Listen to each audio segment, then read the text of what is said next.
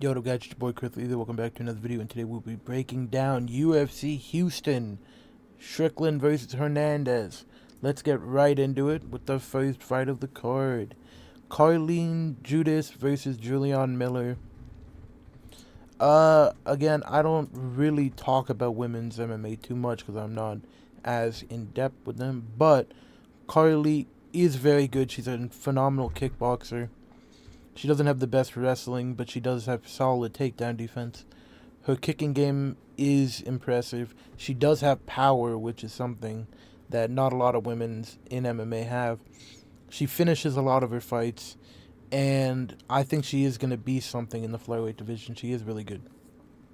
Very entertaining to watch. She's had some stinkers, though. And she hasn't fought like the highest level of competition, but she is on a win streak. Anyways, Julianne Miller is shit. I had to watch tape for her. She's a jiu-jitsu practitioner, pretty much. She can't do any damage on the feet, and she doesn't like getting hit. Well, obviously no one likes getting hit, but she reacts terribly to getting hit. She's Luana Santos' only TKO. She gives up. If she doesn't get her wrestling off, she's pretty much useless. I think we get a Carlene Judas round 2 KO. Miller gives up and doesn't have a strong chin and just wilts. So I believe Carlene Judas will win either via decision or KO. More likely KO. Yadir Deval versus Jordan Levitt.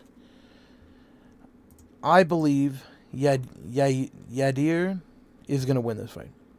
Yadir was a part of the recent scandal with Isaac Dalgarian, where that shit was rigged. He was a part of a rigged fight, but obviously I don't think he participated in the rigging. I think he was just going after the win. He just happened to be on the other side of a bad card. It was dealt to him. And on the other hand, we have Jordan Levitt, who I don't think is very good. Actually, I'm going to go back to Yadir. Yadir has incredible volume. He has really good cardio. Submission game is insane. He finishes a lot of his fights via submission. Pretty good leg kicks. He takes the back really well. Transitions on the ground, wrestling transition, follows his opponents really well. He's beaten some pretty good guys. He's beaten Michael Aswell, who beat Lucas Almeida recently. Really fast on the feet. Great timing on his takedowns. Is able to control his opponents. He doesn't have the most power in the world. He's not gonna one-shot knock out anyone.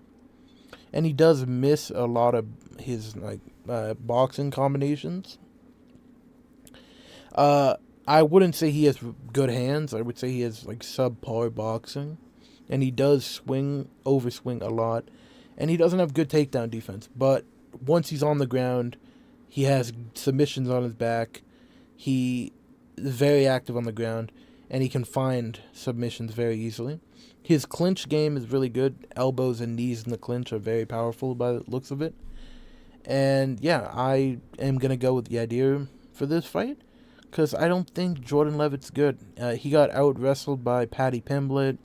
I mean, he has good takedowns. He has decent jiu-jitsu, pretty decent submissions. But other than that, he's terrible on the feet. He only has a teep kick. Terrible on the feet. No power, questionable chin. Gets caught in a lot of guillotines. Whenever Jordan's going for a takedown, he goes for a single leg, and he shoves his head into a guillotine position. And I believe that's how this fight's going to end. He's going to go for a takedown. Yadir is going to find the guillotine in late round 1, early round 2. Moving on. I'm going to call him Jean Paul because I don't know how to say his last name. Versus Phil Rowe. Jean Paul is a really good jiu-jitsu fighter.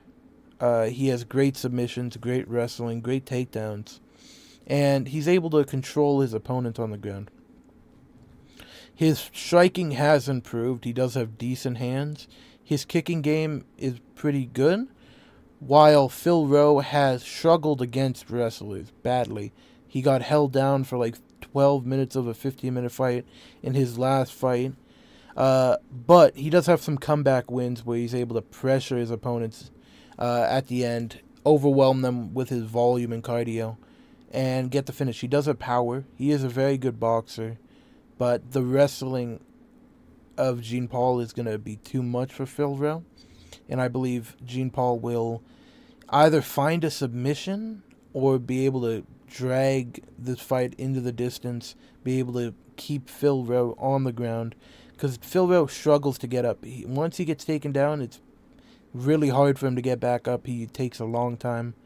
So I think he's going to lose a decision or even a sub, getting maybe a submission. Punahil Serrano versus Ramiz Bramimaj.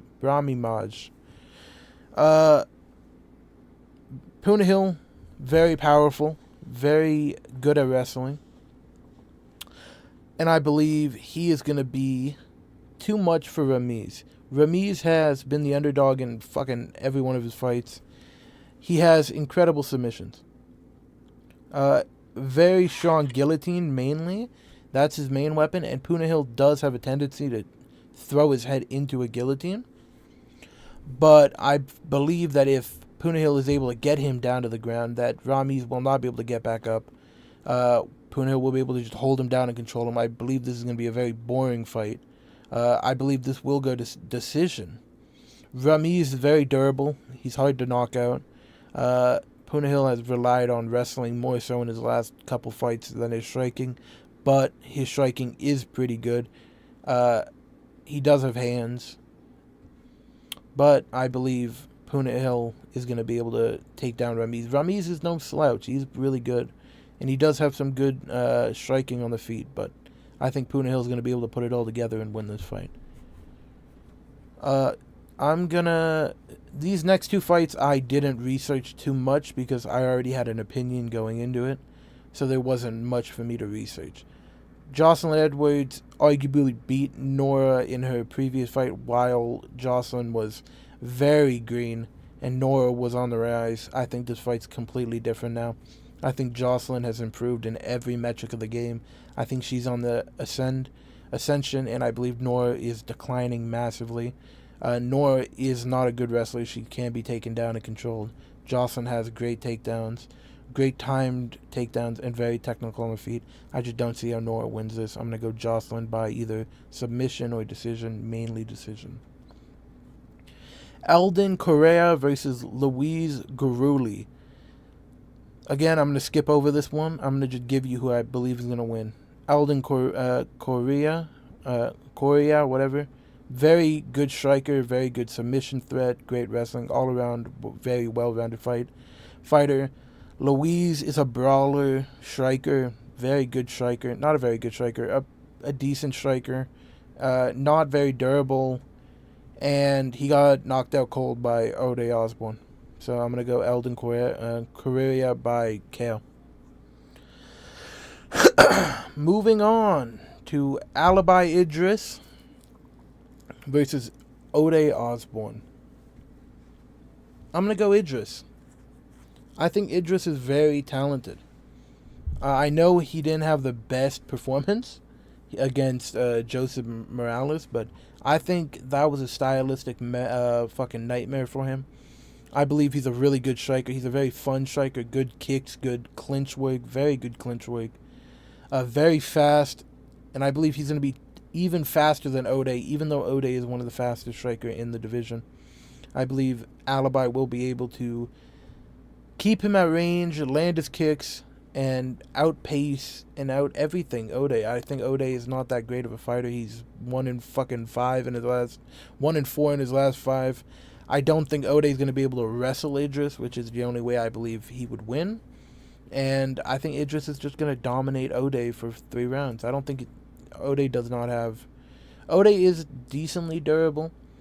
Alibi doesn't really have finishing upside, so I'm going to go by decision. Moving on to Chidi Nunjakwani versus Carlos Leal. Nunjakwani is coming off of a submission. Yeah, submission loss to Jake Matthews. Not a good look. And he's coming off of a KO loss to Muslim Salikov. Not a good look. Carlos Leal looked like a world beater. before he got knocked out cold. And he got knocked out cold because he was too aggressive. He was too amped up. He walked in with his hands down and got caught. It could have happened to anyone. Shitty is shitty. No, Shitty's very good. He's very powerful, very rangy, good clinch work, very powerful in the clinch. But I don't think he's going to have the physicality advantage over Carlos Leal. And I don't think he'll have the cardio advantage. Andy's old. He's 37. Carlos Leal is on the rise. Shitty's going to be able to keep at range, but I think Carlos is going to close the distance, land some heavy shots. Carlos has really good cardio, very good pace, high volume. I think he's going to be able to put a pace, make this fight very wild, very chaotic, which is something Shitty does not like. I think Carlos Leal is just going to really have a great fight, great showing. He's going to come back lively. It's going to be a dominant fight. I don't think there's going to be any wrestling in this fight. I think Shitty will try and get a clinch. I think Carlos will be able to get out of the clinch quickly. I think he's stronger than Shitty. I think the height is not going to be a problem. It's only 3 inches. And I think Carlos Leal will knock out Shitty Niniquani. If Jake Matthews can hurt you and get a submission, I believe someone who has incredible power can knock you out cold. Moving on. Again, this is another fight. Oh, okay. This is the fight that I'm not going to talk too much about. Zach Reese versus Mikel Pereira. Mikel Pereira is very talented. His cardio's fucking terrible. And his chin's questionable at best. If Pereira comes out looking like how he looked before the Hernandez fight, he will knock out Zach Reese in the first round. Mikel has insane power, insane dynamic striking on every level, knees, elbows, kicks, boxing. He has the advantage on the feet in every sense of the word. I don't think Zach Reese is going to be able to get Pereira down in the first round. This ends in the first round. I don't think Reese is going to be able to do anything in the first round, pretty much. I think he's going to get dominated. I think he doesn't have the physicality to compete with Pereira.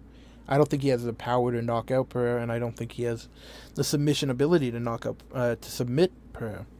So I think this is going to be a dominant Mikel knockout victory in the first round, probably with a flying knee. Zach Reese got knocked out cold by Cody Brundage.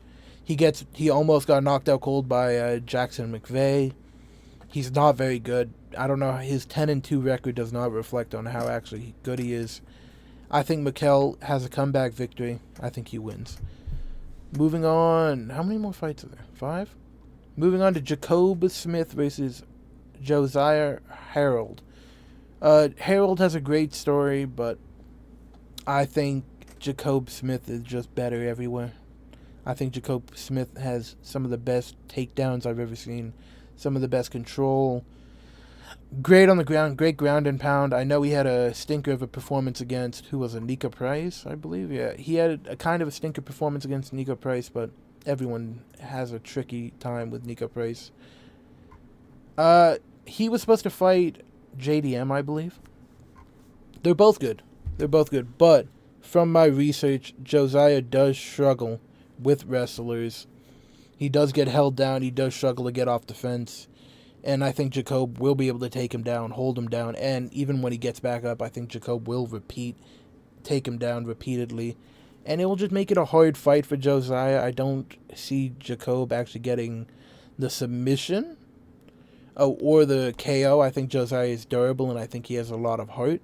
And I do believe he'll have another fight after this in the UFC. I think they'll sign him.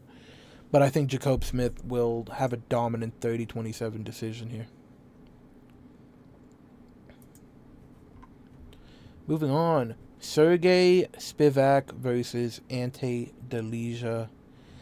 Now, Spivak is shit. He is shit. I don't think he's good at all. But I'm gonna break it down like any other. Ante has the height advantage, I believe, and he's younger than Spivak, is he not? No, he's not younger, and he's not taller. My bad, shit. I was wrong. I meant to say Spivak has the youth advantage. Ante is taller.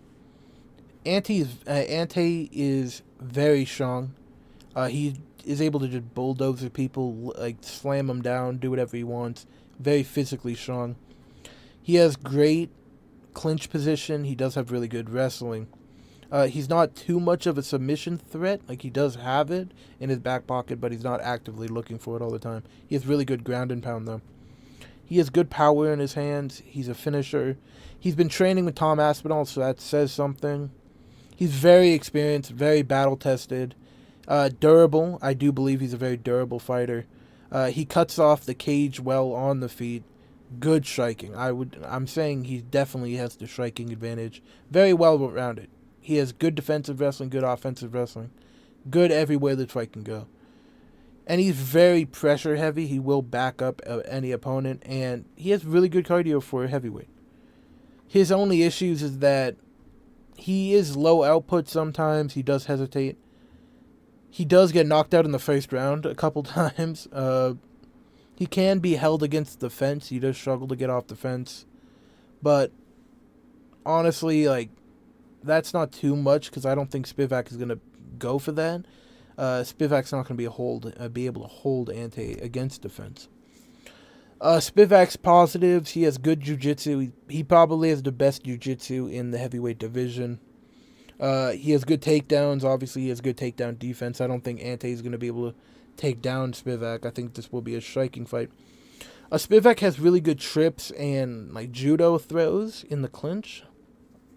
He's not just a fat heavyweight. He does have some good wrestling ability. He does have good wrestling transitions. Once this fight gets to the ground, Spivak will be in his glory. He has good cardio for heavyweight. He does have decent kicks, but his boxing is just terrible. It's very basic. He has no power, and he hates being hit. He reacts terribly to getting hit. He hates pressure. He can't hold down opponents, low volume, and he has a pretty bad shin. So what I can see is happening is Ante hurting Delige, or Ante hurting Spivak, and then Ante getting the round 2 TKO, the ground and pound finish. Dan Ige versus Melquizael Costa. Ige is very good. He's a little overrated, but he is very talented. Costa is incredibly underrated. Costa has really good kicks, really good kicking. Hold on, let me pull up his positives. He does have the height and reach advantage in this fight. Costa has better jiu-jitsu, better submission game, much better kicking game. He has very powerful kicks on every level. He has great leg kicks, and he has great head kick, very snappy head kick. Very well-rounded. There's not going to be anywhere where he's like exposed. He's a great wrestler, great jiu-jitsu, and he's really good on the feet too. His body work is really clean. Sometimes his body kick is violent. He's very aggressive. He has really good finishing instincts. Variety of submissions. He can fight while he's tired. He doesn't just give up. He can fight intelligibly while he's tired. Good submission escapability. He picks his shots really well, and on the offensive wrestling side, it's night and day. And on the defensive wrestling side, he doesn't have the best takedown defense, but his scrambles and his reversals are beautiful. But his negatives are his cardio is terrible. Not terrible. I'd say some of the worst in the bantamweight division or flyweight. Not flyweight. What is he? Is he a featherweight or is he a bantamweight? I think a featherweight. I do believe he's a featherweight. He doesn't have the best cardio in featherweight. He gasses after the second round. He does slow down. His output drastically falls off after the first round. He doesn't have any power in his hands. He's not going to be able to knock out Ige with his boxing combinations. He doesn't do well against pressure. And he does give up a lot of cage. Like, he backs up quite a bit. While Ige has a lot of power in his hands. Very powerful boxing. Very solid chin. Like, he's not going to get knocked out by Costa. He has clean boxing hooks. Great clinch boxing, like pocket fighting. Incredibly hard to finish. He's not going to get submitted. This dude cannot be finished by anyone. If Diego Lopez couldn't finish him, I doubt Costa will. Great shot selection. Like, he picks his shots really well. He'll find that shot he wants. Good submission game. He does have a decent submission game. Tight technical boxing. Good leg kicks. He doesn't have the fastest hands. He is short. He doesn't use his leg kicks enough. He only kicks maybe 5 times a fight. He can't get up. He has the age is against him. He is older than Costa. He can't get up. He doesn't offensively wrestle, and he headhunts way too much. He doesn't mix it up to the bodies or leg. He does have good counter striking, though. I'm going to go Costa by decision. I believe Costa will start fast, early. He'll win the first round. The round 2 will be competitive, and I think Costa will be able to squeeze out the third round. 29-28 decision. Jeff Neal versus Uros Medic. Now, this is I am so shocked that Uros Medic. I'm surprised Neal is the favorite in this fight. He's on 2-3 in his last 5. Well, so is Uric. Well, I thought Neal was the underdog, so I was going to pick Neal because of that, but I am still picking Neal. Neal has really good boxing. Like, he very incredibly durable. Hold on. Let me get my notes out. Alright. Very powerful. Very good chin. Yes, I know Prates knocked him out cold, but Prates knocks out everyone. Very fast for his, age. Nasty combination. He does have really flawless boxing combinations. He's very defensively sound.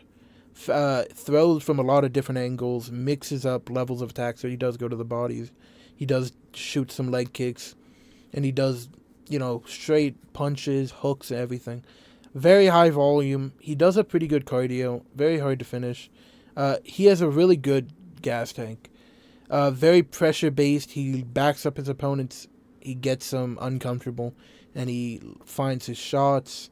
Good body work. And he constantly walks forwards. You won't see a Neal fight where he backs up too much. But some of his cons, he gets into firefights. He loses all intelligence.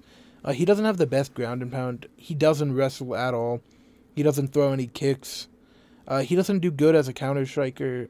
He's open to body knees, which Uros Medic does capitalize on. And he does get frustrated. If you watch any of the fights where he's losing a good amount of the fight, he does get frustrated and he does start making a lot of mistakes where he gets caught. While Uros Medic starts very fast, great counter striker, really good boxing. He has pretty good kicks. He's very aggressive. Pretty good wrestling. He does have some good takedowns. He doesn't implement that too much anymore in his game. He relies more on his power. He has good timing on his strikes. Pretty good combinations. Violent ground and pound. And he does have good defensive wrestling. But where I think this fight dies for Medic is his chin. He got nearly knocked out by Gilbert, what's his name? Urbina or something? Hold on, we can check. Urbina, I think that's his name? Yeah, Gilbert Urbina knocked him out, knocked him down within the first 20 seconds of their fight. Muslim Salikov, obviously he didn't knock him out, but again, Punahil knocked him out in the first round. Tim Means knocked him out in the first round, he knocked him out in the first round, and he got submitted in the first round. He is a first-round merchant, win or die in the first round, and I believe Neal will be able to knock him out cold due to how much power this dude packs. And I don't think Medic will be able to knock out Neal. And, Medic is untested in the distance, so we don't know how good his cardio is. I believe Neal by KO. Moving on to the main event of the evening. Sean Strickland versus Anthony Fluffy Hernandez. Now, I went back and forth on this fight. I really did. And I landed on Anthony Hernandez by decision. Sean Strickland, these two are very similar but very different at the same time. Anthony Hernandez is relentless on his pressure. But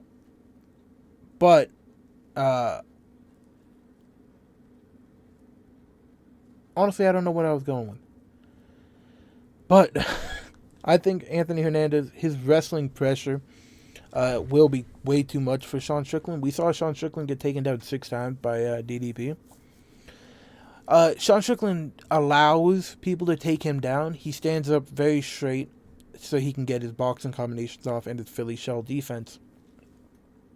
On the feet, I think Sean Strickland's going to destroy Anthony Hernandez. I'm not going to lie.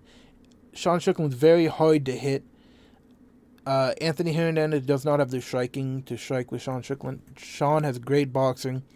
The teep kick will hurt Hernandez. Hernandez is very weak to the body. He doesn't like being hit there. So the teep will affect Hernandez. Neither of these dudes will get tired.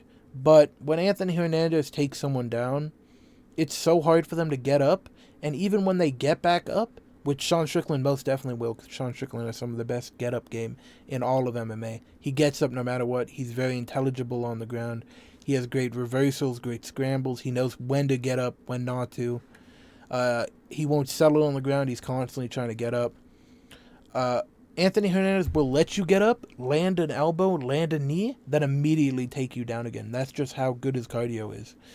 And I don't think Sean Strickland's going to be able to stop the takedowns of Hernandez. And I think Hernandez will be able to get close enough to Sean Strickland to get him down because Sean Strickland poses no finished threat on the feet. Now, while they're on the ground, I believe Hernandez will settle, which he always does, for control time and position over finishing. And I think Sean Strickland will constantly try and get up, and I think Hernandez is going to get 10 plus takedowns in this fight. I think it'll just be a get up, slam back down, get up, push back down type of fight for Sean. It's going to be a very frustrating fight to watch for Sean, and I think Hernandez is probably going to get the title shot after this fight. So I'm going to go Hernandez 49-46 fight. Thank you guys for watching. Bye.